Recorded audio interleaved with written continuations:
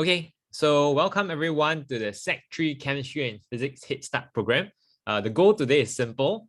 How do I make sure when school starts in 2022, you are ready to go, right? So today I'll be sharing a lot more tips and also opening up this session to as many Q&A as you guys would want to know. Later on, I'll actually go through the first topic from each subject from both Chem and Physics. I won't go through super in-depth, but just to give you a heads up of what's to come and what to look out for. So this session is mainly to make sure you're prepared when school starts, because we know lower sec jumping to upper sec is actually quite different, yet there are some topics that do overlap or topics you have learned before. All right, so let me jump straight into it. Quick self-introduction. If you're not familiar with who I am, I'm Daryl. So I am the one that's in charge of all the chemistry and physics content on Overmark. I myself, I'm a full-time tutor. I've been teaching for close to 8 years. Next year is my 8th year. So I've been teaching for 7 years now. So currently I'm doing a lot of group tuition and I also do crash courses. If you're familiar, that's what Overmark do. So last year alone, I sent in almost 200 plus O-level students that attended my crash course before they went for O-level. If you're interested in the crash course, it will open for registration in May or something like. Just as long as you're following us, we'll make the announcement. So that's more about myself. Okay, so what are we planning to do today? First thing first, I'm going to give you an overview of all the upcoming topics in Sec 3. Now, take note, for both Chem and Physics, while I say these are your upcoming topics, take note that each school is slightly different, which means there are some topics that your school might choose to do first or choose to leave out and only teach in Sec 4. But generally across 75% of schools, these are the topics that will be covered. I'll also tell you what are the hardest topics to look out for, and also in terms of your expectations, like I say, more concept, you're like, what is it, right? So you must have a general idea of what it involves. And I also tell you all some revision strategies and tips to help yourself keep afloat, because you need to recognize that in lower sec, moving to upper sec is a very different ball game. All right, and I'll tell you how exactly can you stay ahead of the curve. The topics that I'm going to cover today for physics is measurement, and for chemistry is kinetic particle theory. Later, I will show on the screen the soft copy of the curated notes. We're just going to study directly from there. All right. And towards the tail end, please stay, because I'm going to share with you guys a 1-year timeline up to Sec 3 end of year. So you know what's coming for the entire 2022 and what sort of topics are usually tested at Sec 3. Okay. At any point in time, if you have questions, just type it in the chat. I'll respond as well as I can. All right. This session is for you guys, so make the most out of it. Okay, so this is a generic overview of pure chemistry. So I know some of you here, you take triple science, some of you take double, but no matter what you take, you need to take chemistry. All right, so on this screen here, you can see that I've divided the pure chemistry syllabus into 6 main chunks. I don't know whether your school will group it in a similar manner, but generally they do. For Sec 3, right, normally you'll be doing this theme, atomic structure, as well as acid bases. Sec 4 topics are largely these two. Now, the remaining, this is right, the periodicity and atmosphere, right? This one is depends on your school. If your school is the macam the damn fast kind, right, you will likely do that in Sec 3, or at least a few chapters from there in Sec 3. But if your school is a bit on the slower side, you all like to take it chill, right, then most likely you'll learn these topics in Sec 4. All right, so that's the difference. In terms of what expectations will be coming your way, usually the first few topics you'll learn will involve this one, this one, this one, and this one. So I'm saying like from January to May, these are more or less the 4 topics that you'll be learning. And in the second semester, that means from July onwards, you definitely will be learning more concept, acid bases, as well as salts. Okay. Now, to give you a little bit of a heads up, among these topics, there are a few that are considered harder. Amongst the few, the harder one is definitely more concept. Chemical bonding is tricky because it has a lot of keywords. I'll touch on that a little more later. And acid bases salts is also considered slightly challenging, but I won't push it to the extent where I say it's difficult. I think it's challenging, but not difficult. So the difficult two would be chemical bonding and more concept. And hopefully one of it is in semester 1 and the other is in semester 2. All right. Sec 4 topics, just forget it. All right. Please don't worry about it. not even Sec 3 yet, okay? So the Sec 4 topics, keep it aside first. Next year, we'll have another head start when you're in Sec 4, all right? So worry about that then. I want you to focus on the topics that will be coming up your way and how best we can prepare for them. All right. So these are the few topics that I've just mentioned earlier that most likely you'll be required to do. Now, in terms of the sequencing, your school might jump a bit. But something I need you to learn is that these 3 chapters here, yeah, these 3 chapters, if you start flipping the textbook, if you already have your textbook, right, these 3 chapters are usually together. And this will be the bulk of what you're learning in your first semester. So this involves concepts like proton, neutrons, electrons, solid, liquid, gas, change of state, right? And you'll soon be learning something new known as ionic and covalent bond. I know some of your schools have already taught that a little in lower sec, so it will be a build up from there. So these topics are not supposed to be completely foreign to you, but here you're going to learn more in depth. When we say melting, right, you need to know what is exactly happening to the attractive forces, right? And then you'll learn new terminology such as isotopes. You'll also learn, like I mentioned, ionic and covalent bond. So this is a build-up, right? So usually in the first semester, it's still quite chill. So even if you leap out a bit, you're like study a bit only, right? It's still okay, because a lot of this you have learned in Sec 1 and Sec 2. Now, the topics that would be a lot more challenging is usually in semester 2. So this is Sem 1, this is Sem 2. That means after your June holiday. That's when you see an entirely new concept called new chapter called mole concept, and you'll be learning a lot more on acid, bases, and salts. If you ask me, the most important chapter to master when you're in Sec 3, right, is chemical bonding, acid, bases, and salts. This field has a very high chance of coming up in exams because these topics are a lot bigger. The area in which they can test is a lot more. So for my own students, I usually pay special attention to these topics. And among them, right, this chapter in mole concept deserves a special mention. All right, so what is mole concept? To give you a visualization, mole concept is the chapter in chemistry which involves a lot of calculations. It's like the math of chemistry. So you know in physics we have formulas, right? Then we do like F equals MA or whatever, right? So formulas. Chemistry, we don't really have that much calculation. If there's any calculation, it will be mole concept. And mole concept is very unique because this calculation appears in a lot of other chapters. So mole concept is sort of like a foundational chapter, which you build your foundation solid, then you can learn other chapters on top of it. So in terms of the most important chapters in semester 1 is chem bonding. Get this right. Semester 2, right, this is the period where you cannot let up because these 3 topics that you will definitely learn, they are super duper important, which means end of year exam, right, these are the topics that will be tested the most. All right, so I hope you have a sensing of what's coming your way. In summary, semester 1 usually quite okay. Semester 2, you cannot sleep. Okay, semester 2, whatever is taught, you'll need to learn it well. Okay, of course, as I mentioned, your school might be a bit faster. They might teach chapters like periodic table and metals. If it comes, just take it, right? But these are the foundation. This one is must learn. Okay, I pause here first. Anybody have any questions so far? For chemistry? Okay, one small thing I like to mention is that if you are taking combined, right, there are some chapters that are excluded, right? So the chapters that you will not be required to do would be electrolysis. Okay, so electrolysis don't need to do. You don't need to do this chapter as well. All right. And then a lot of other chapters is a lot smaller. So that's the main difference between combined and pure. Okay. Elijah has a question. Is experimental design part of separation techniques? Technically, they are separate chapters, but there's a very strong overlap. Okay. So it depends on how your school structure it. Experimental design is more of skill sets that you'll need when you go to the lab. You know, when you go to the lab to do experiments, right? So experimental design is mainly for those kind of stuff, like which equipment do I use to measure volume, right? Pipette, burette, measuring cylinder. Separation technique is more of how do we separate sand from water, right? Filtration, right? Or distillation. So it's very closely related, but they are not supposed to be considered the same topic. But good question.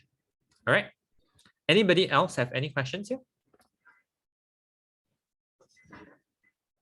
Okay, If not, I'll move on first to talk about physics as well. Okay. Oh, yeah. So these are the two chapters I want you all to look out for. All right. If you have your textbook with you, you might want to put an asterisk beside it. More concept requires heavy calculation. This is the chapter that I encourage practice, a bit like math here. So the more you practice, the better you get at it. And for chemical bonding, which is probably the last topic you're going to learn before your mid-year exam, you need to revise this chapter very carefully because it requires many keywords. So, a lot of times we say in exam, we don't get the full marks or the answer is because we are missing keywords. This is that chapter that will require a lot of it. Okay. Now, moving on to pure physics. So pure physics, I've separated it into 5 main themes. So as you can see here, all right, the theme that you're most likely to be studying in Sec 3 would be Newton mechanics and thermal physics.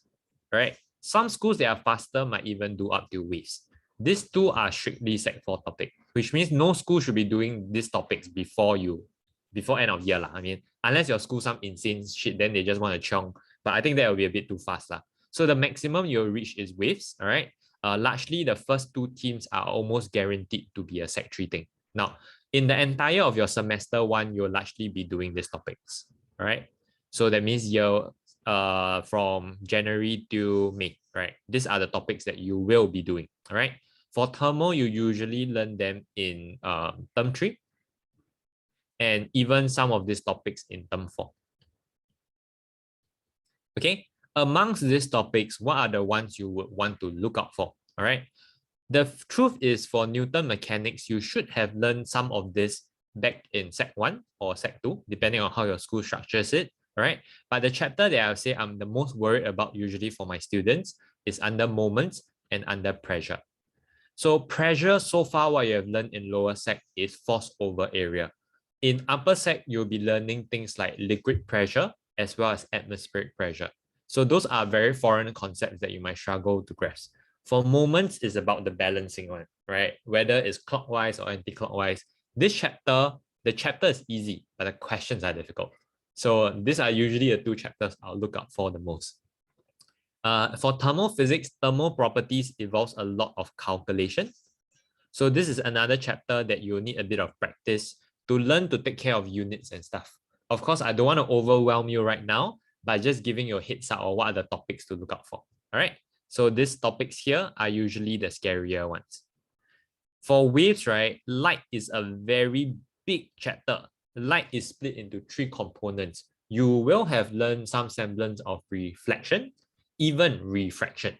But this year, you'll be learning on top of that, there's this thing called lenses, right? So there's quite a bit of work to be done in light. So this is another chapter that I usually spend a couple of lessons on with my own students to discuss this big chapter. All right. Electricity onwards, don't worry, because that will always come in Sec 4. All right. Now, in terms of what you would need to look out for, right, is the school usually go by sequential order. So for physics, they don't really jump around as much as chemistry. But in terms of the sequencing, I need you to know that chapters are related. What do I mean? Kinematics is related to forces, right? And forces is related to moments. Forces is related to pressure as well, right? Then in terms of mass weight density affects pressure as well. So I need you to move away from thinking that, oh, chapter 1, 2, 3, 4, 5, 6, 7, right? If you want to be smart about this, you need to think of these few chapters as a bundle, right? Which means when we say force, right, it need not just be force like F equals to MA, right? Force can be force over area. That gives you pressure. So you need to start developing that flexibility, right? When we say a certain chapter, you know that, okay, there's probably other related topics as well. Okay, that's something maybe I'll touch on in future sessions, not today because you haven't learned the chapter yet. But we know in a typical exam question, there's usually part A, B, C, D, E, right? So you need to know part A, B is this chapter, C, D is another chapter, and E is the last chapter. So that is how you really secure your A1. If you're aiming for the A1, right, that's the trick. You need to see chapters together because they're usually tested in tandem. But honestly, there's no way you would know this until you learn the chapter. Okay, so that's some of the stuff that you need to look out for. I think that will be important if you really want to step ahead. Okay, don't worry too much about the slides. I will actually send this on the Telegram group if you guys are interested. Okay, you can just PM me. I'll just send you a copy, right? This is just slides. Okay, so chill, all right? No, don't be too worried about that. Okay, just need to make the request. Okay, now, let me move on first. So the two topics that usually I am more concerned about if you're my own student is pressure, right? So pressure is a topic that I'll spend quite a bit of time to help build the understanding.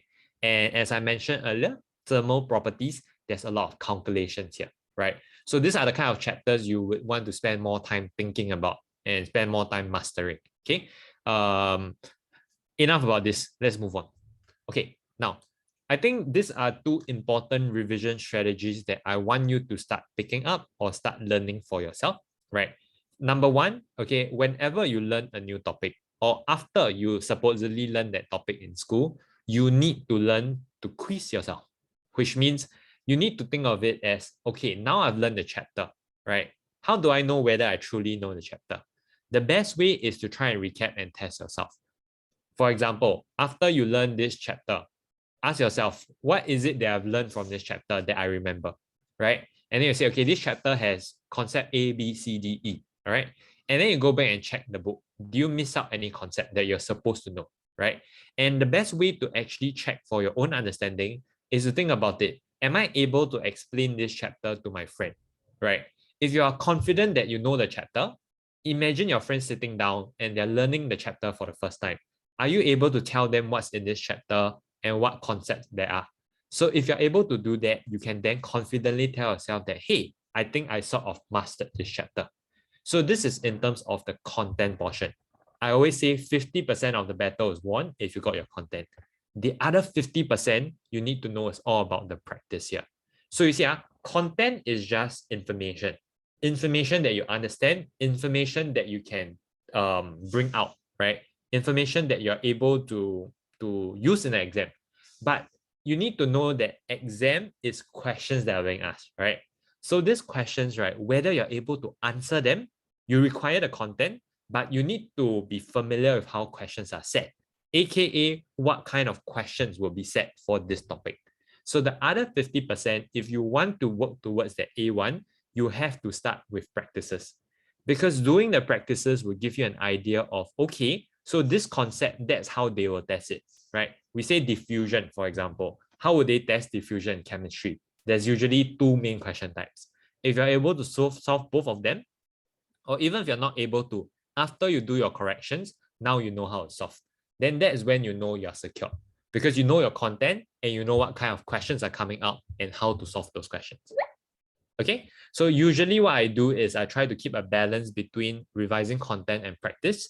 Doing too much of only one does not help. If you only do content and you don't do practice, you won't do well. If you only do practice without knowing your content, even worse, you won't be able to do well. So you need to find a balance between the two, right? Quizzing yourself to check if you know your content and to practice more questions so that you feel confident, especially come your quarterly test, all right, or your weighted assessment.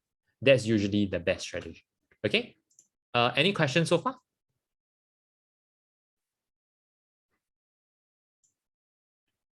Okay, yeah. Then I move on first, yeah. Okay, so before I move on to the actual chapter content for today, I just wanted to drop you a few study tips, all right? I don't know whether you already know this, but I think it's very important to emphasize, all right? So give me a minute here. First thing first, please get your foundational topics right. Foundational topics are usually those that you learn early on because this chapter will be required in another chapter. So to give you one example, remember earlier we talked about mole concept, right? I told you that this is a foundational chapter which you build other chapters upon. You have to get your foundational topics right because one chapter will build on the other. So just because the chapter is easy or you feel like there's nothing much for this chapter, you just gloss over it. I highly suggest you don't do that. Usually the students that do the best at O-level are those with very strong foundation in Sec 3. Okay, the very fact that you're here today with me, wanting to learn more about what's to come, it speaks a lot about you already, right? Your desire to learn, your willingness to want to pursue excellence, that you're ready to excel. I think that means a lot. So if it means anything, I want you to learn your foundational topics right. And that means being confident, and moving on to my second point, being confident and being willing to ask questions if you're not sure, right? Be it checking with your friend, okay? But checking with your friend, I usually say with a pinch of salt, because later your friend wrong, you also don't know, okay? So the best is always to ask the teacher, right? If you are the kind that are a bit more shy, right? Maybe you can request after school, go and find your teacher to clarify some doubts, okay? Or anything, check if you have a tutor yourself, check with the tutor early. Or if you study in a group of friends, maybe ask questions, or even go online to ask, right? So there's a lot of ways you can clarify your doubts. But one of the biggest killers, right, is that students, you yourself, you let your doubts accumulate. You get so many questions, then you are like, oh, I'm so stressed. Then suddenly the whole chapter doesn't seem to make sense. You have to cue this early. The moment you're uncertain about something, go and find out why. Curiosity is one of the strongest trademark in a student that does well, right? If they're not sure, they go ask why, right? That is super important. And the last thing is learn to be consistent, right? So avoid last minute tendencies. I know this is ingrained in all of us. We love last minute, right? Because exciting, right? Got the adrenaline, like, whoa, last minute, study the day before, okay? But usually if you're serious about doing well consistently, it's about running this marathon. Don't go for the last minute sprint. So as you learn the chapter, revise the week after, start doing your practices. Usually that is a lot more healthy compared to sprinting in the last week. But I'll be truthful, if you're in Sec 3 and you want to do last minute, it's okay. I don't think you'll fail. Maybe, I don't know. But usually it's fine. You can pass and all. But here we are not talking about passing. We're talking about how do you ensure you do well? How do you score the A1 after your 2 years in Sec 3 and Sec 4? And there's no secret here. My best students, my top students that I've taught, they have been very, very consistent. It's almost like a religious kind of thing. It's like after they learn the chapter, they have to do their practices, kind of thing. So once you develop those good habits, not only for science, but even for other subjects, it really goes a long way. All right. So this is how you become a more effective student. Getting your foundation right, asking questions, being daring enough, brave enough to ask questions if you're not sure. And lastly, to avoid last minute tendencies. So if your test is in 2 weeks, start studying a week before. Okay, at least 3 days before. The day before usually is the least effective. Okay, so these are real things that I've picked up from students that I've taught. And if you're serious about doing well, I think these are the things you want to focus on. Okay. Now, so without further ado, let's jump straight into the topics for today. I'll do chemistry first, then I'll do physics.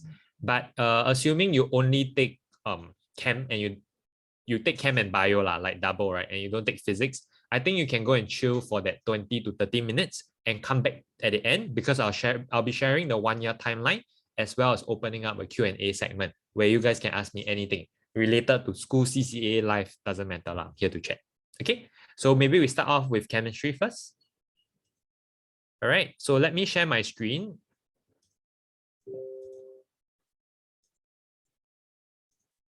Okay, can all of you see my screen? Maybe just give me a simple thumbs up or type in the chat before I proceed. Okay, can. Now, what I'm showing you here is the soft copy of the curated notes. All right, so this is a 2022 version. This is the content page, right, in terms of what chapters are being covered, right? So just to give you a quick recap, the topics that you'll be learning is largely this, as well as this. These are your Sec 3 topics. Today, we are only going to focus on one topic, kinetic particle theory. And when I say focus on this topic, trust me, I'm not just going to go through the content. I'll tell you exactly what to look out for.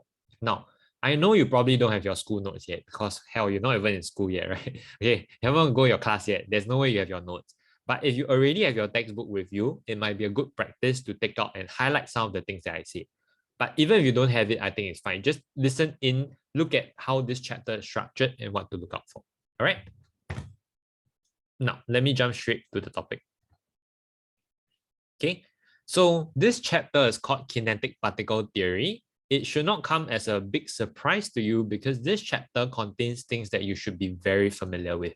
And the first being your kinetic particle theory. And when I say that, don't make it too complicated. It's just solid liquid gas state, right? You learned this since primary school, okay? But what I want to focus on here is what exactly do you need to know, right? So in terms of priority, I would say that it's very important for you to know your arrangement as well as your movement, because these are the two that will be tested, which means in school, if there's a test, right, they'll ask you, name the arrangement and movement for liquid state. Then you need to know how to explain it. You'll notice that in this notes, right, anything that's important is already bolded. What do I mean? If you are describing solid state, it's not just closely packed.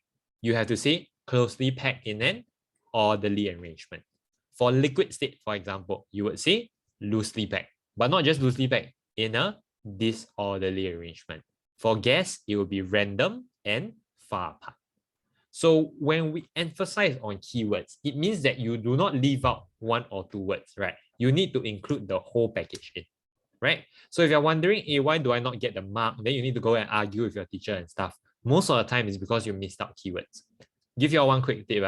When your teacher or your tutors mark the paper, they don't read your full sentence. They're just looking out for keywords. So even if you have broken English and your English sucks, right? You can't write a sentence properly. In science, it's completely fine. You just need to sprinkle all the keywords. As long as your keywords are inside, you will get the mark. So when you're studying, be smart, right? Don't study a full sentence. Just think of what are the keywords that you need, okay? For solid state, we'll say fixed position, vibrating about its fixed position. Liquid, we say slide over one another freely and move randomly at high speed. Now, this seems quite easy, right? So now, let's take it a step further and talk about what is it that I need you to learn. First things first, when you're describing a change in state, you always have to talk about the before and after. Now, what do I mean by that? Before and after means if I am changing from solid to liquid state, that is considered melting, correct? So when I'm melting, I do not just say I'm loosely packed in a disorderly arrangement. I will always say I was closely packed in an orderly arrangement and I changed to loosely packed in a disorderly arrangement. It's always a before and then after. What was I before? And what did I turn into, right? Give you a simple analogy. I always say this, on TikTok, there's always those like weight loss video. They show themselves before they slim down and then after, right? But do they only show the before? Or do they only show after they slim down? They don't, right? They usually show the before and after, because this is what we call a change, right? From here, I become like that. So you need to talk about both the before as well as the after. So that is one of the biggest areas where students make mistakes. When they describe change in state for solid to liquid state, they only mention liquid state. You have to mention what was it when it was solid and then what it was when it was liquid. Okay, so this is what I will call answering technique, knowing what the question is asking for and providing that in the answer. I think that is important. Okay, at any point, once again, if you have questions, feel free to stop me and ask. All right. One last pointer, this one your school is not going to teach you. Do you see this keyword here, disorderly? So when we say something is in a disorderly arrangement, right? I want you to know it's not just referring to liquid state. Gaseous state is also considered disorderly. So if the question is asking you, hey, which of this diagram is a disorderly arrangement? You should be choosing both liquid and gas. The only one that's orderly is solid. Okay. Another question type that could come up would be maybe melting boiling point, which we will discuss later. But as long as it's mentioning disorderly, it's actually talking about both liquid and gas. Okay. This one, a lot of schools, they don't mention it, but it does appear in exams. So I want you all to be careful of it if it appears. Can Okay. Change in state, we have some of the more common ones here. Oh my God, what is this? Did somebody draw on the screen? Please do not draw on the screen, guys. Eraser. Yes. Okay. Anyway, here change in state, all right? The few that you should know is melting, freezing, condensation, and boiling. Sublimation, not really tested. Okay, good to know, but you'll learn it a bit more during separation technique anyway. Okay, let me talk about the main field. All right, let's start off with melting. But before I continue, right, can I just get a quick sensing? Is the pacing okay for you guys? Am I going too fast? If it's okay, maybe you give me a thumbs up so I know we are good to go. You want me to slow down, can let me know too. Is it good? Is it okay? Okay, can then I'll continue. If it's too fast, just ask me to slow down because I'm gonna assume you guys are smart, right? So I'm gonna teach faster. Okay, let's take a look at melting.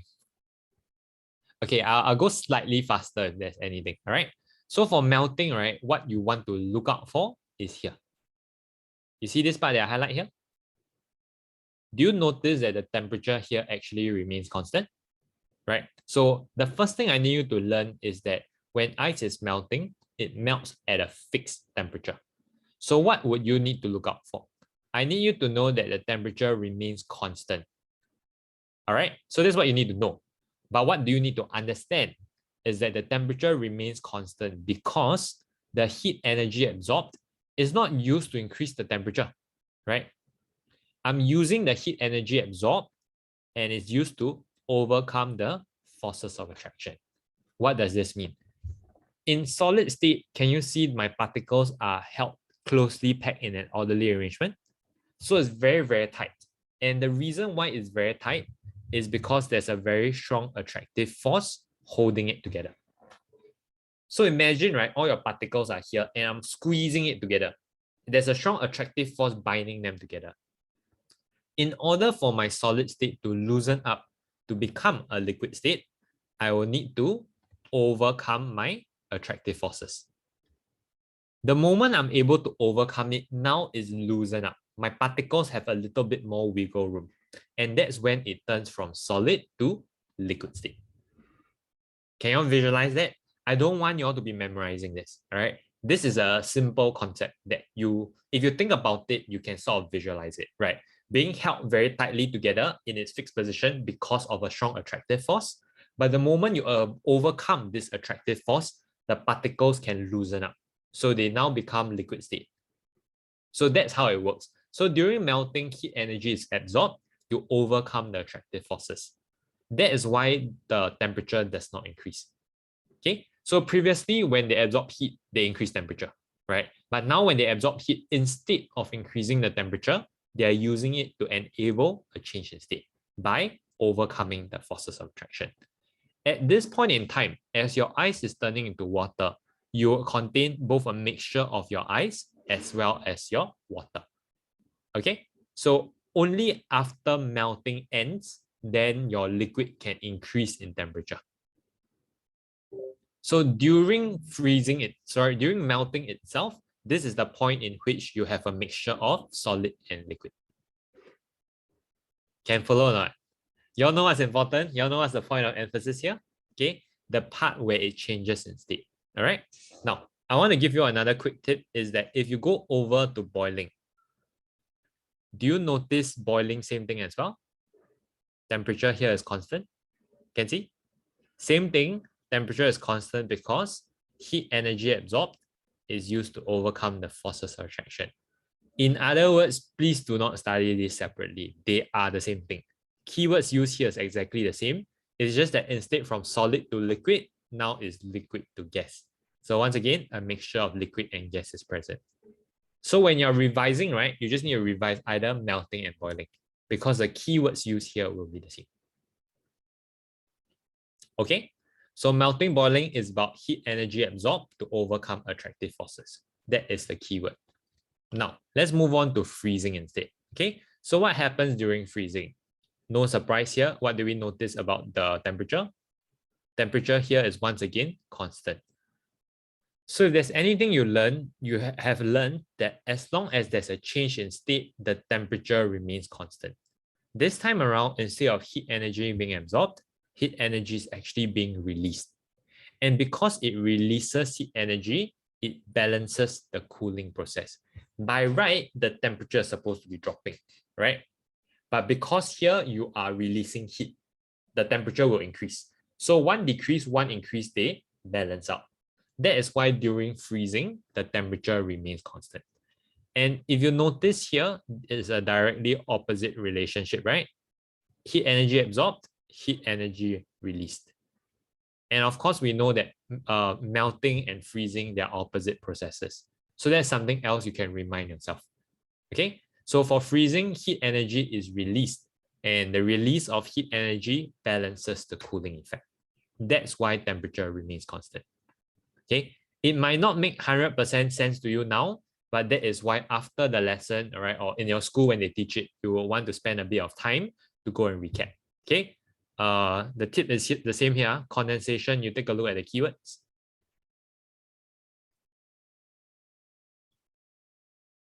It's the same. Okay, it's just that here is a mixture of liquid and gas for condensation. All right. So if there's anything to look out for, it's about temperature remaining constant. So in your test, how the question could ask you is that, hey, why is the temperature constant here? Then you need to say, oh, heat energy absorbed, heat energy release, blah, blah, blah. And you need to know that it's going to be a mixture of liquid and gas. So quite a number of keywords here, but I think just as important for you to understand the why. All right. So for my students, I always tell them that, hey, don't focus too much on memorizing things, right? Try to open up your mind to see if you can understand this, right? Because the moment you understand, you would fully internalize the information. Anytime you need it, you can bring it out, right? Because you know it for certainty. I understood the concept, right? That's the difference between, say, I don't know, putting on, I don't know, like it's like learning a bicycle, right?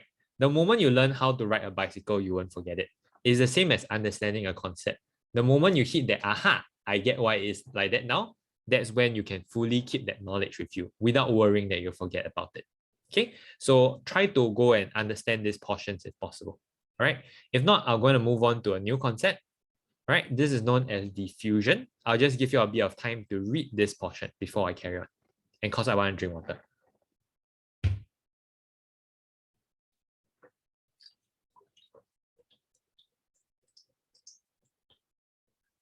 Are a lot of your friends celebrating Christmas this week? Are you all celebrating Christmas? I'm excited to celebrate Christmas. Okay, anyway, let's talk about diffusion. Now, if you're taking triple science, this is one that you'll be interested in because diffusion is also tested in bio, right? So diffusion is this idea whereby particles move from a region of high concentration to low concentration. I keep it simple. You all know Ribena syrup, right? So normally you pour the syrup in, then you add water, right? And if you leave the Ribena there for a while, right, the Ribena will distribute throughout the liquid. Okay, it's a very simple concept. It's just called diffusion. So imagine right now, right, you have a cube. The cube will diffuse, so it moves outwards, and eventually your whole liquid will be even. That's all. So diffusion is just basically the spreading of a substance. It always spread from a region of high concentration to a region of low concentration. That's how it works. Diffusion occurs not only in liquid, it does so for gas as well. So before that, there was a cap here. So there's a lid here. This is pure air. This is bromine gas. The moment you remove this lid, right, the gas is free to circulate. Diffusion occurs. Okay. All right. Megan here has a good question. What's the difference between dissolving and diffusion? When we say dissolve, dissolve means from solid to liquid state. All right. When we say diffuse, it can be within a liquid, it goes to a liquid. Now, let's pay attention to this situation here. We have a solid cube.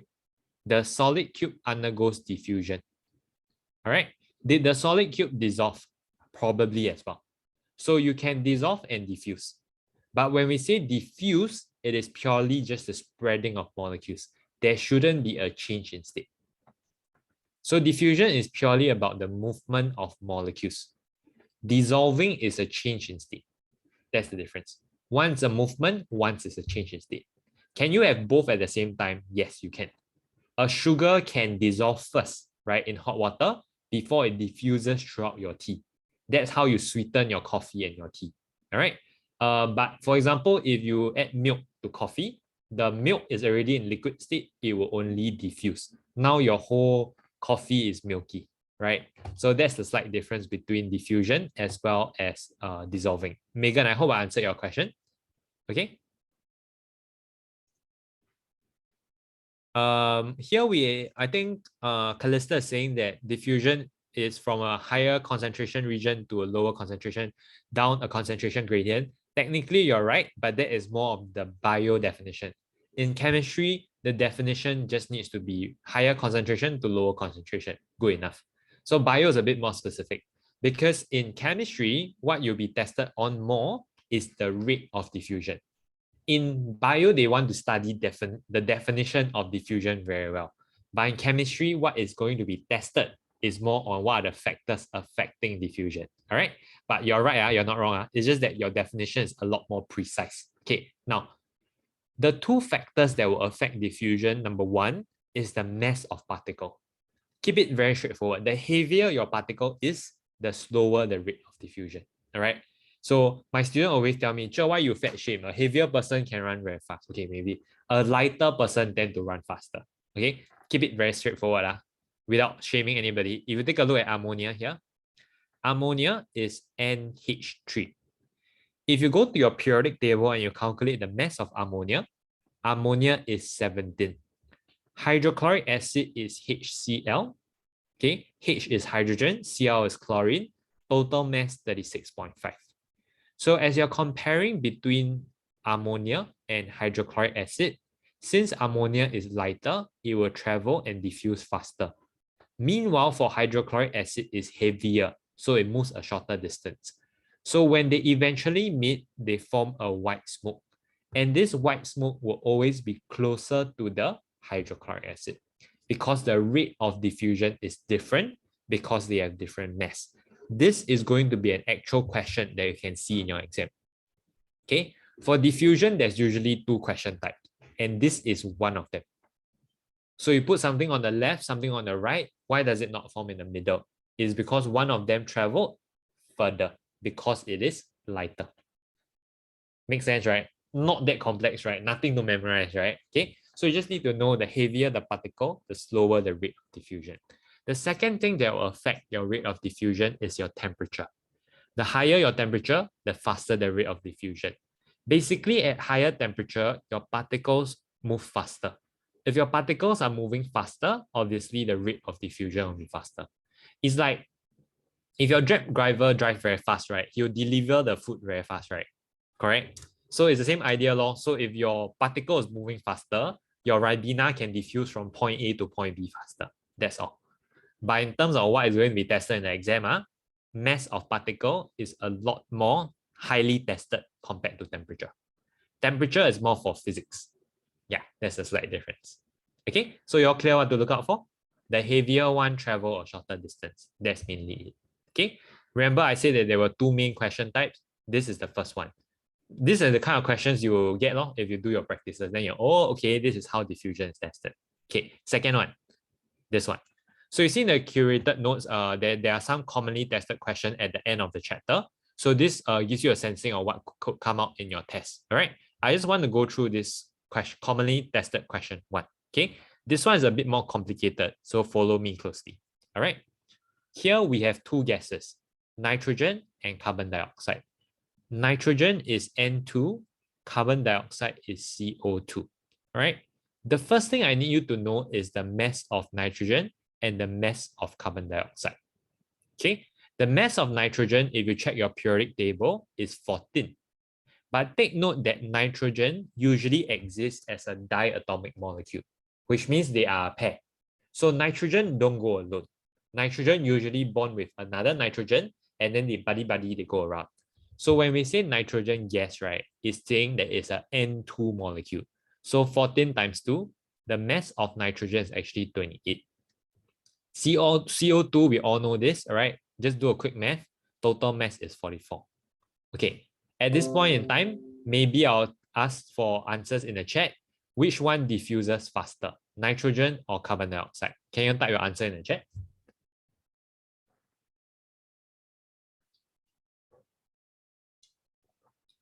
Can nitrogen. I hope nobody typed CO2. That one I was scared. Okay, so the lighter one always travel faster. Okay, that's it. Okay, so nitrogen moves faster. Now, take note, is nitrogen inside the porous pot or outside the porous pot? You pay attention, it's outside, right? Inside the porous pot is CO2.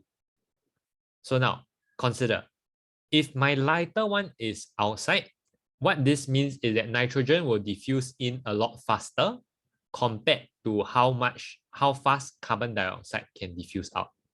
I repeat that statement again. Nitrogen is lighter than carbon dioxide. So nitrogen will diffuse in faster than carbon dioxide can diffuse out. Okay, so if nitrogen keeps going in while carbon dioxide is diffusing out slower, what will happen to the amount of gas inside? There will be more gas coming in, right? So nitrogen keeps running in, carbon dioxide is struggling to get out. What will happen? The water level at X here would go down. Because now there's more gas inside my porous pot, pushing my water level down. So here we have the mass of nitrogen and the mass of CO2. Nitrogen would diffuse into the glass faster than carbon dioxide leaving. So what will happen to the water level at X? It will fall. So it will drop. But here's another thing. Take note of the keyword, over a long period of time. Okay? After a long period of time, what do you notice about your substances? Can see the last diagram for both is eventually equilibrium, which means it will eventually hit a state where it's fully balanced out. So even though initially nitrogen goes in faster than how carbon dioxide can escape, at the end of the day, over a long period of time, it will eventually go back to normal, which is why initially it will fall, then it will rise and return back to its initial level the moment it hits equilibrium. Clear? So it's not that after it goes down, it stays there. It will go down first, but eventually it will recover. So this is the second question type for diffusion. It still uses the MR of your gas to decide the rate of diffusion. But can you see this question here with the porous pot is different compared to this version? Right? Both is about diffusion, but the question type being tested here is different. So this is what you want to look out for whenever you're learning a chapter. Once you got the content, okay, heavier, slower, lighter, faster. The next thing you need to know is what kind of questions can come up. Okay, I can almost guarantee you when you're tested for this chapter, either one of these question type will come out. Almost guarantee confirm. If it doesn't come out, maybe your school don't know what they're testing already. Okay, but these are the kind of questions you see typically in exams as well as at O level. Okay, so to summarize, I'm more or less done with this chapter. What have we learned so far for this chapter? First thing, we talked about keywords, right? When we're describing solid, liquid, gas, what to look out for. And when describing a change in state, always describe the before and the after. And as we go down and take a deeper dive into each change in state, what we have observed is that the temperature usually remains constant. All right. And what about the heat energy? Sometimes it's absorbed to overcome the attractive force. Sometimes heat energy is released. Okay. Then we also talked about boiling and condensation, how the keywords are the same, before moving on to talk about diffusion, right? Especially in terms of what is the key concept that's being tested, as well as the two main question types, the test tube one, as well as the porous pot one. So these are the kind of questions you need to know. Of course, there's a lot more that I want to teach, but I think today we want to keep it chill, right? So this is as far as I'm gonna go. Okay, I'll pause right now to check for questions. Okay, Megan asks, when nitrogen goes in, is there a change in air pressure? That's a very good question, but the answer is no. I'm going to try and explain it really quickly. The reason why air pressure does not change is because the water level goes down and the volume increases. So when you expand the volume, the pressure remains unchanged. Okay, but if you didn't get what I just said, it's fine because it's a little bit too complicated. You'll actually learn this more in physics than in chemistry. But Megan, to assure you, for chemistry, they won't be asking you for air pressure. But in physics, they will. Okay, but very good question. Very smart, huh, Megan? You know what you're asking. But unfortunately, not needed. Okay, so that's my answer. The rest, any questions for Chem so far? This chapter in specific?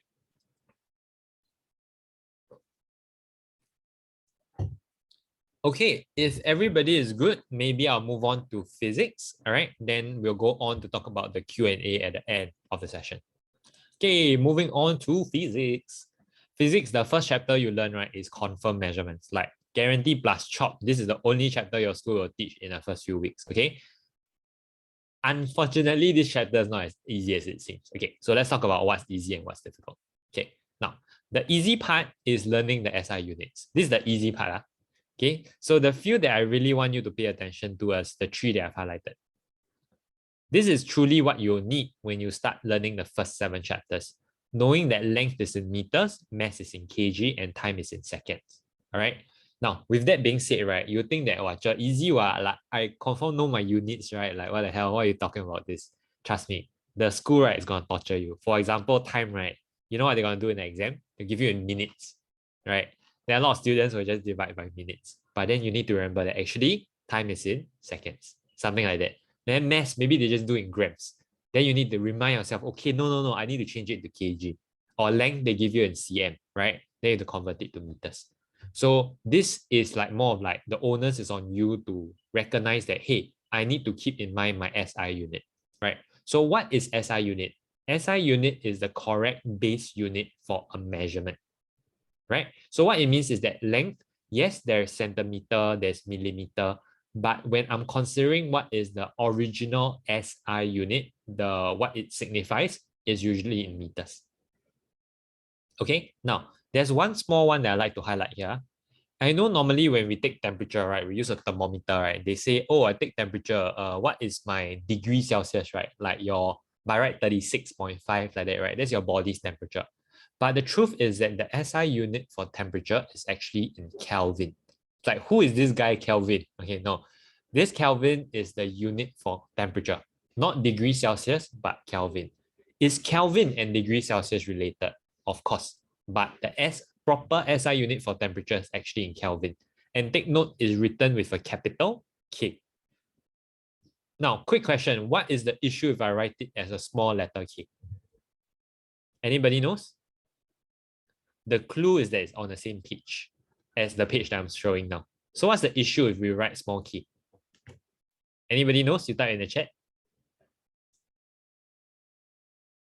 Very good. Who is high name? Okay. Can y'all see this kilo here? Y'all see it? Right? Exactly. So Faye is absolutely right. Temperature, we always write in capital K because small k means kilo. And this brings me to prefixes. SI unit is called a unit, right? Like length is meters, kg, right? Prefixes is just a simplified way of expressing a certain figure. So if I add kilo, what it means is times 1000. So right, 1 gram and 1 kilogram, right? Kilogram is 1000 grams. So K is 10 to the power of 3, right? Do you all notice a certain trend here? As in, you eventually need to memorize this, but I mean, to give you a pattern, can you see 3, 6, 9? Then this way, there's also -3, -6, -9. All right? Deci, centi, please, you all get it. Decimal point, right? It's just point something. Centi is like centimeter, right? Kind of idea. All right. So it's about simplifying it for yourself to understand what these prefixes mean. All right. I know some of your schools might have already taught this. I think that's great. But if your school haven't, just take note that you will need these different values, especially in later chapters, right? For example, when you eventually learn electricity, you're going to learn that most of the calculation will be in kilowatt hour, something like that, right? So this one is really foundational chapter. You want to get this right early on. What I did when I was studying this chapter was that I studied prefixes, right?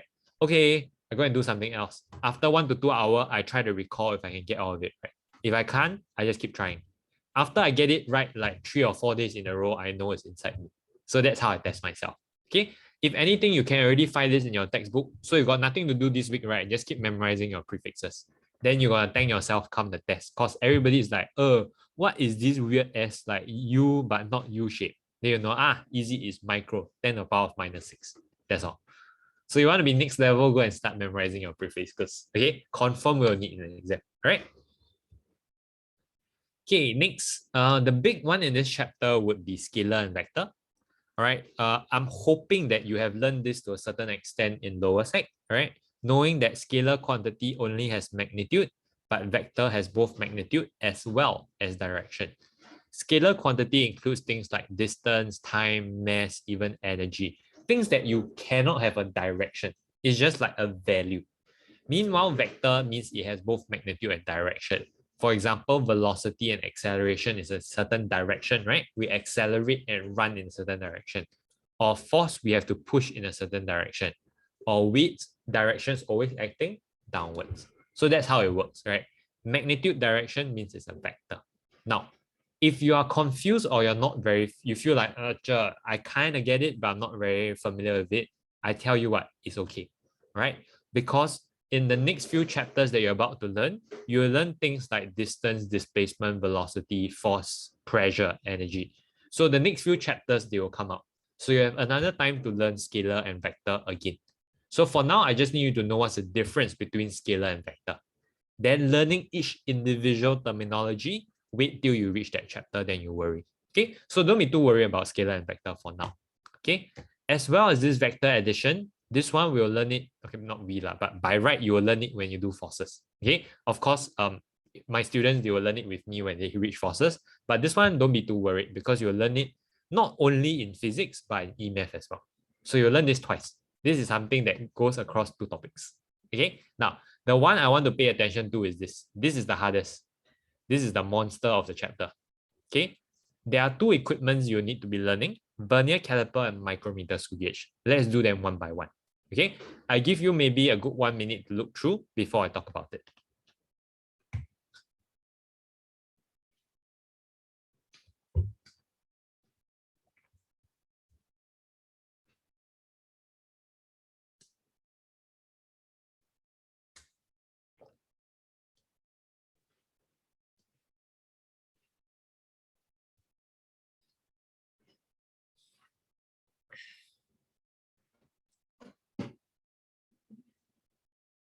Are you all still at the age where you all get Christmas presents? I'm very curious what Christmas presents you all request for. Okay, maybe we can share that later lah. Just chill lah. I don't want to teach so much today as well. Huh? So you all don't get presents? Just request just be shameless a bit. Then you're like, Dad, Mom, I think I need the Christmas, right? Then you're like, I need this. Then you see whether you get it. If not, you have to save up and buy it yourself. Okay. Now, I don't want to go too in-depth here, but you're just try and follow. This vernier caliper is more accurate than a ruler. Okay? Because a ruler can measure, for example, 2.3 cm. A vernier caliper can measure 2.3 something cm. This something can be like 4 or it can be like 5. Don't know, whatever value you want. But it has a higher degree of precision here, which means it's able to measure even more accurately than a ruler. Okay, so how does it work? Normally, you have the main scale and you have the vernier scale. The vernier scale is just a smaller one, right? Do you see the 0 here? All right, so the 0 on the smaller ruler right now is stuck in between the 3rd and the 4th. Can see this is 3, right? 3.1, 3.2, 3.3. Is stuck between 3.3 and 3.4. So the reading is 3.3 something. Okay, the missing value here. What is this value? This value you read by looking at which line is aligned. Can you see the 4th line between the small ruler and the big ruler? This is a line. So on the small ruler, if the 4th point is aligned, the last missing digit is 0.3 and it's a 4. Can follow?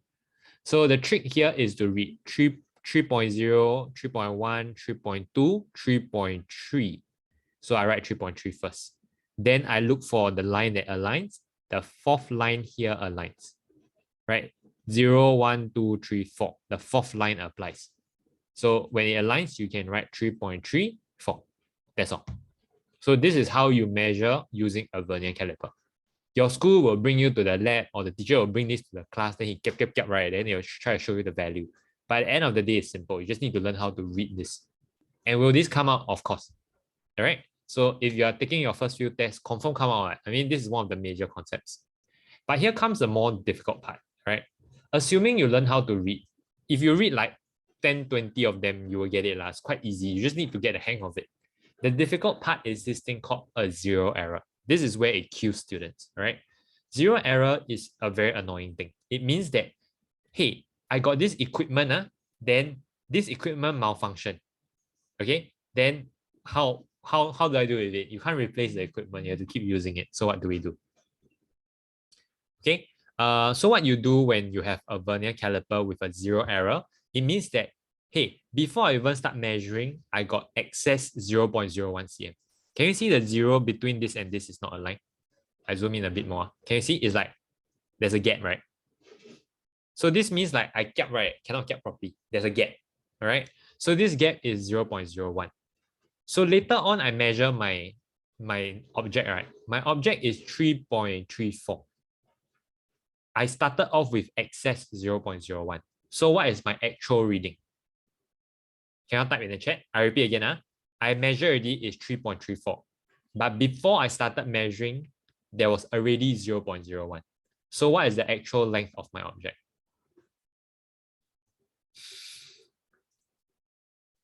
3.33, right? That's it. That's all you need to know about 0 error. So while I say until like damn scary, right? That's just the logic.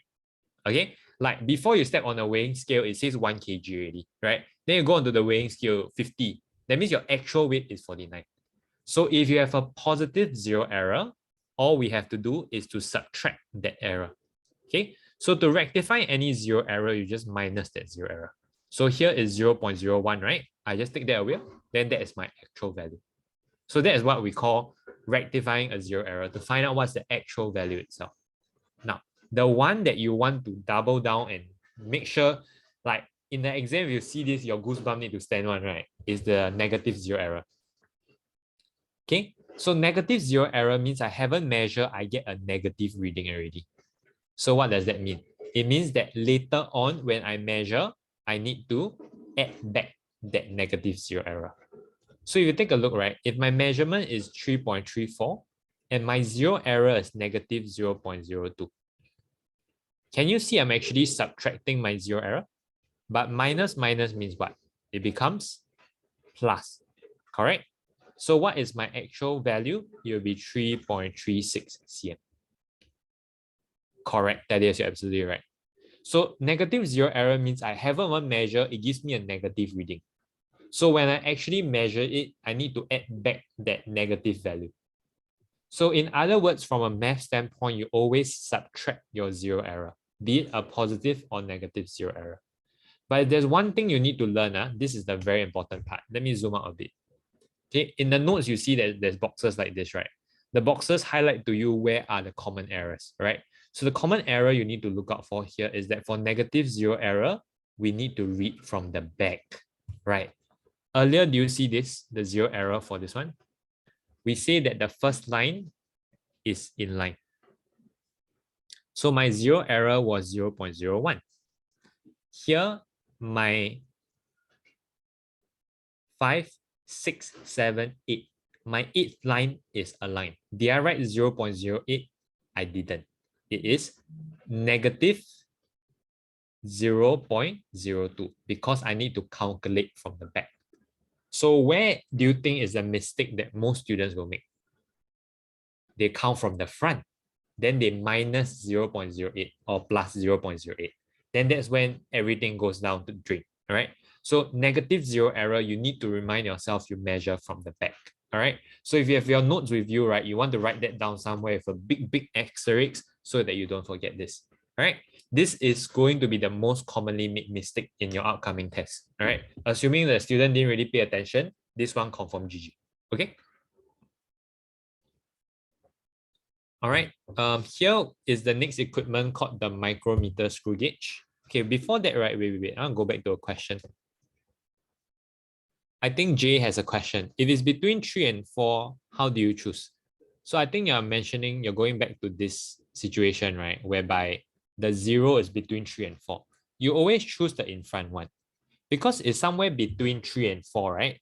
It is going to be 3.3 something. You get what I mean? Instead of, if it's between 3.3 to 3.4, it's going to be 3.3 something. This could be 3.31, 3.34, 3.38, but it will always be a 3.3 something. Because it's from 30, technically from 30 to 40. So the first value is always 3. So it's in between 3 and 4, you always choose 3. Between 7 and 8, you always choose 7 because it's from 70 to 80, something like that. Okay, but good question. Okay, let's move on. Last one. Micrometer screw gauge. I tired already. I need to save my energy for the Sec 4 later. Oh my God. Okay, anyway, let's talk about this real quick. The second equipment that you'll be required to learn is the micrometer screw gauge, as per what you see here. Similar to the Vernier Caliper earlier, you're required to learn how to read it. All right. Unfortunately, for micrometer screw gauge, it's slightly more complicated. So what happens is you put a ball here, right? Then you clamp it. You turn until it's tight. Once it's tight, you can read the reading. So you follow me, 0, 1, 2, 3, 4, 5, 6, 7. But do you notice that there's this thingy below, right? So what this means is 0, 0 0.5, 1, 1.5, 2, 2.5, 3, 3.5, 4, 4.5, 5.5, 6.5, 7.5. Okay, why is there up and bottom? Because when you turn one full round, right, it's only 50 mm. You need to turn 2 full round to go from 0 to 1. So after you turn 1 round, right, you'll be stuck at the 0.5. So that's how it works.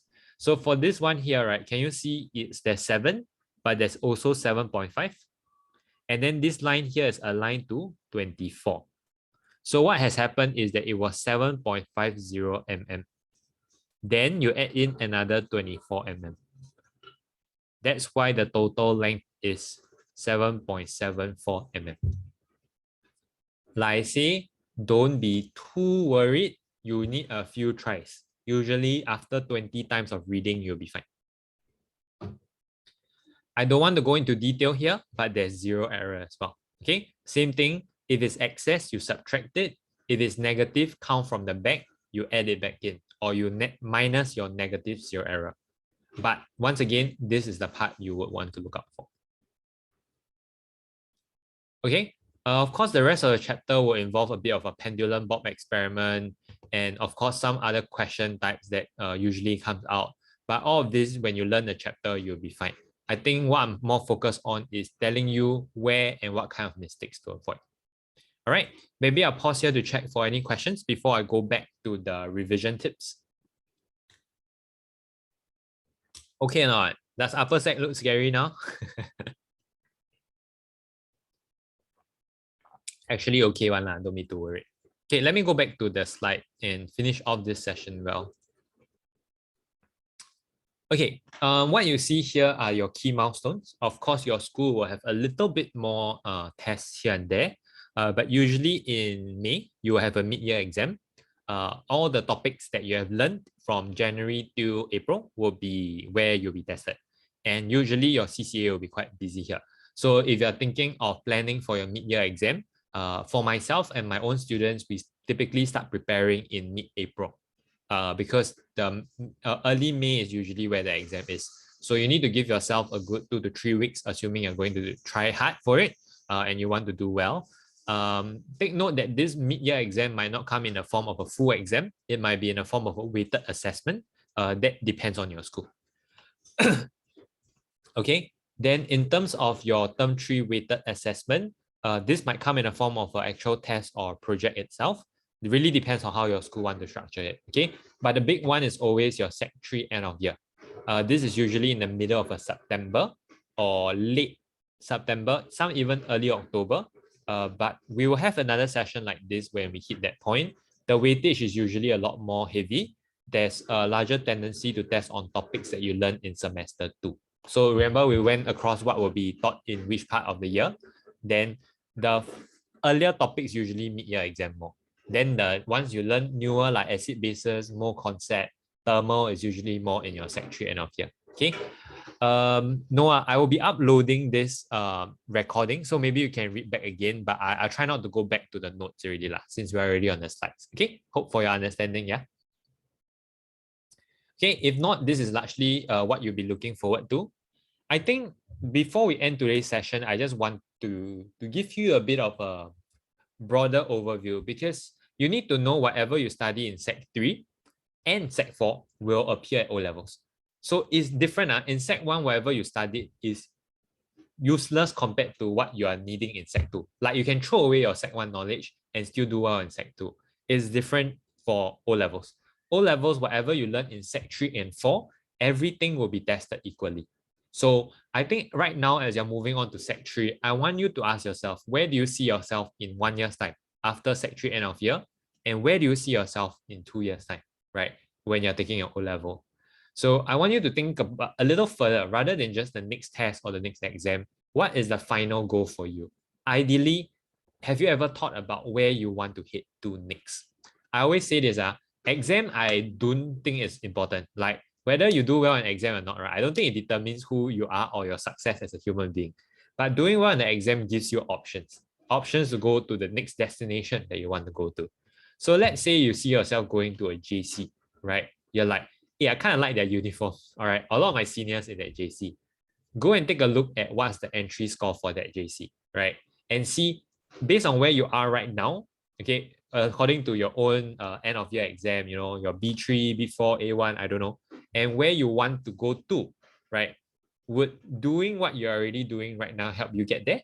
Okay, or do you need to spend a little bit more time revising? Or is it about being more consistent? So thinking about your future way ahead is usually the best way to set yourself up for success. I think that is the main thing I want you to take away from today's session.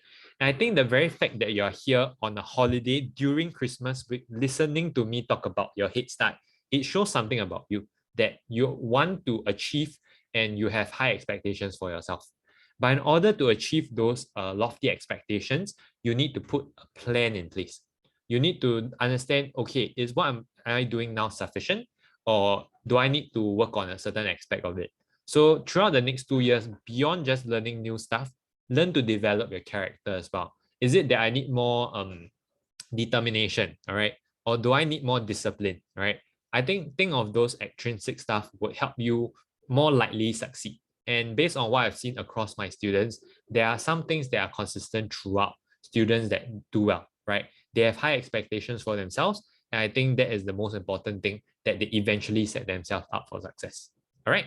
So I think that's all for today's session. So I wish you all the best for an exciting year ahead. It will be quite interesting with COVID and all, but you know, just push on, trust yourself, you'll be fine. Nobody died at Sec 3. Sec 4, a lot of people die, but Sec 3, no. Okay. Just to share a bit, because this is something that is ongoing. Usually, right, I don't have much Sec 3 classes. Right now, I'm teaching 12 Sec 4 classes. I'm planning to open up just one class for Sec 3. There are already a couple of students that are planning to join this group tuition. The tuition will be on Thursdays, 3:30 to 5:30 at Toa Payoh. All right. Take note that next week, all right, next Thursday at 3:30, I'll be conducting a free trial lesson. Free means really free, meaning you can come down, sit in, listen to me teach for one lesson and out. It's completely fine. But I'll only be able to accommodate up to 8 free trial. So if you want to come with your friend, you can sign up fast. I'll take in the first 8 that sign up. Okay. And of course, if you want to join the actual group tuition, you can also scan the QR code and then you can sign up.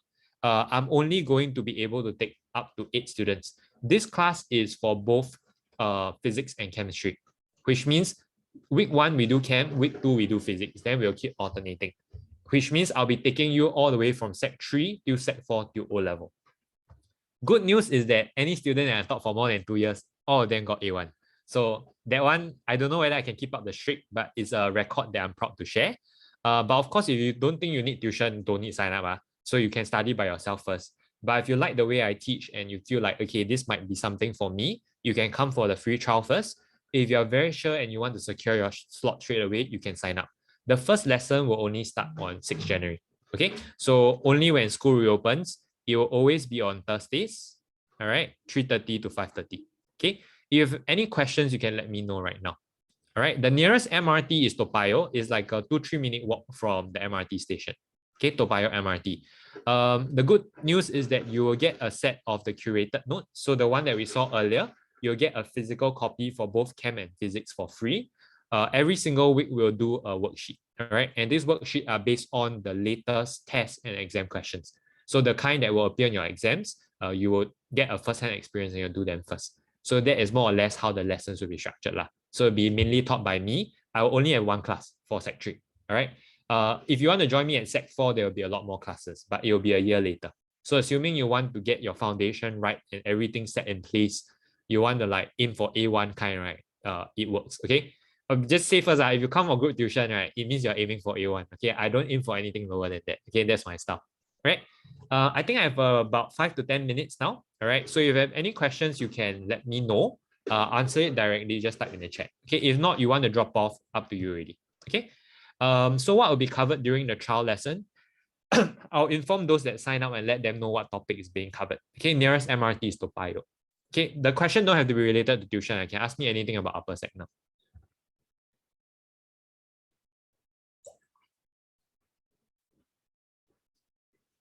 The trial lesson, I'll prefer to do it in person, mainly because the lesson is going to be in person. Okay, if you want to buy the notes, right, you can just take a photo QR code here, the curated notes, you just scan it, you can make your order already. Yeah. Telegram, you just look for the admin. Basically, I'm the admin of the Telegram channel. So yeah. Okay.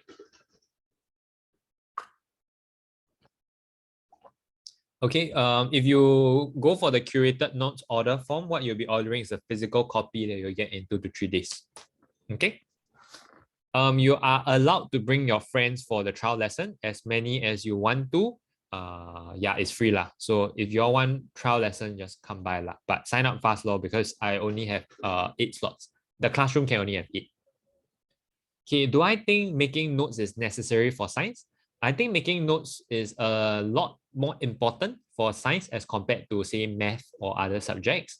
But I think making notes, you need to know the pros and cons to it. The pro is that it helps you consolidate whatever you have learned. But making notes without checking it, I think is also a bit dangerous in case you make the wrong notes, right? And then you learn the wrong stuff. So it's always a good practice to get your tutor or your teacher to check the notes that you have made before you try to study that as the Bible version. Generally, for my students, I don't encourage them to make notes because they have the curated notes. And that one is made by me, so I know whatever is needed is inside the notes. So it's usually better to study that way. Yeah. So Hannah, if you find that it works for you, I think you can go ahead. Mind mapping is good. Condensing your knowledge into bite size would be very helpful too for science. But make sure whatever you write down is accurate. I think that's most important. Okay, any more questions? Okay, so the group tuition is mainly for pure science. If you're taking combined, not so much. But if you're taking pure science and you feel like you want that extra rigor and that practice, you can consider coming for it. Of course, if you feel like self-study works, self-study first, chill lah, okay? But if you are very like, you want to get your A1 kind, then I think starting early is always a good choice. Okay, feel like there's no other questions anymore?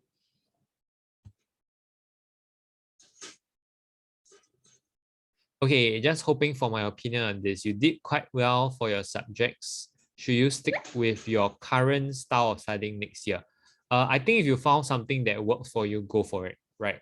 You don't have to change up your method. I think what you want to consider is whether your current studying style is suitable if there's more and more subjects. Because at upper sec, usually you have more topics, more subjects to cover. You just need to manage your time a bit better. But studying style is about discovering what works best for you. Okay, so keep up. I think definitely if you did well, continue with it. Okay, any more questions? If not, I'm going to drop off already.